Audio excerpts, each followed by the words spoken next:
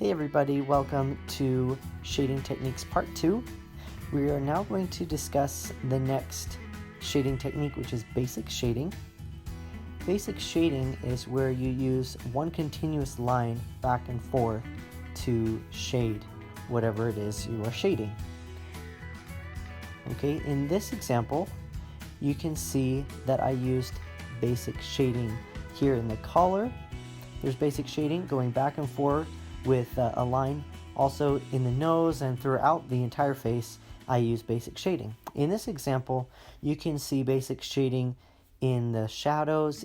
Throughout the entire drawing, it's basic shading, where it's just back and forth lines to create the shadow. Here in this hand as well, you can see lines going back and forth to create the shadow. It's not quite hatching with individual distinct lines.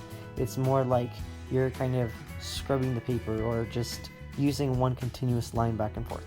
So again, here is how you do it.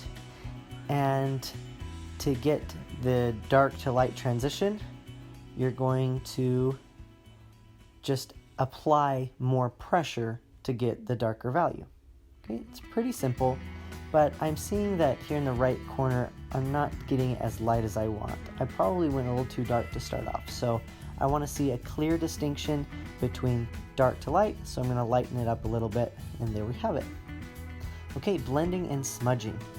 Blending and smudging is an awesome way to shade things, and here you can get really smooth textures and really smooth shadows. So I use smudging in this drawing, and these other drawings by other artists are great examples of smudging or blending.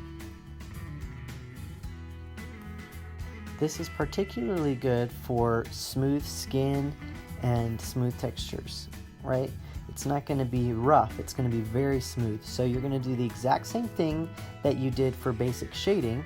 It should look like a total complete twin, all right? Same exact thing for basic shading as you do for this next one, but you're going to blend it now with a blending stump or your finger or a piece of paper, like a piece of toilet paper or a tissue.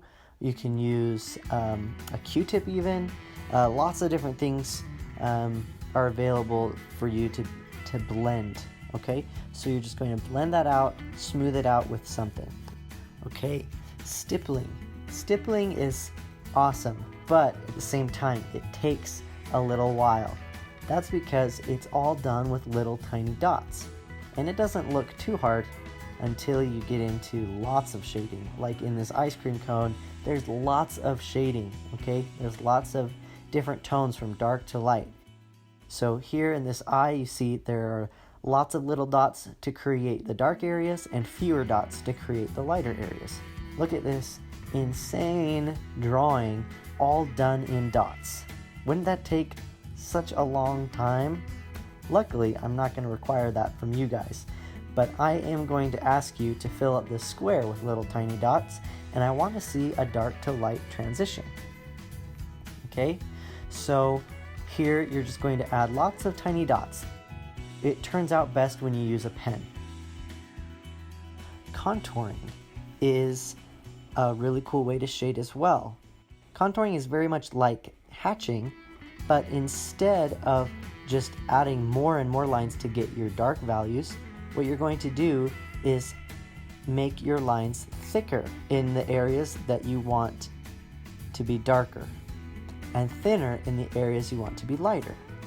So here's an example again of the dollar bill, which uses hatching and cross-hatching, but it also uses contouring. See how some of the lines get thicker in some areas and thinner in others? Here are some other examples of contouring.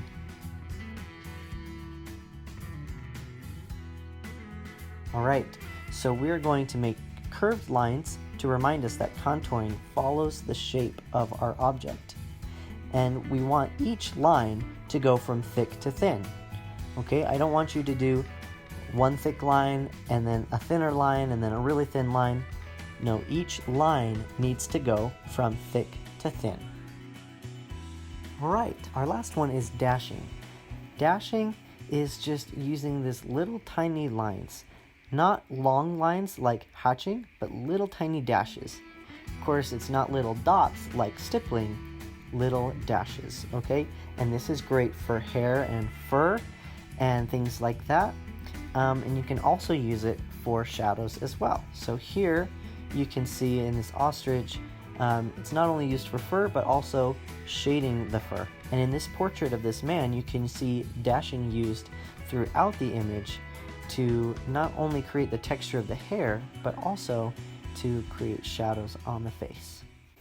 So these are 9 shading techniques that you can use in your drawings to create shadow and texture.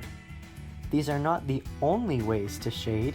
There are definitely other techniques out there, but these are some of the more common ways to shade a drawing. I hope this is helpful to you guys, and I can't wait to see you in the next video.